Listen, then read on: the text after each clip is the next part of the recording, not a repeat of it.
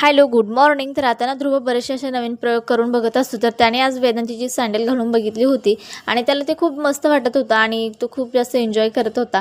त्याला या सगळी गोष्टी खूप आवडतात करायला आणि दिवसभर त्याचे असे नवीन नवीन उद्योग चालूच असतात. त्यानंतर मामाने त्याला इथे बेल्ट लावत होता, पण त्याला काही तो लावायचा नव्हता, पण मामाला तो त्याला लावूनच बघायचा होता. मग त्याने तो लावला आणि एवढा क्यूट असा दिसत होता तो.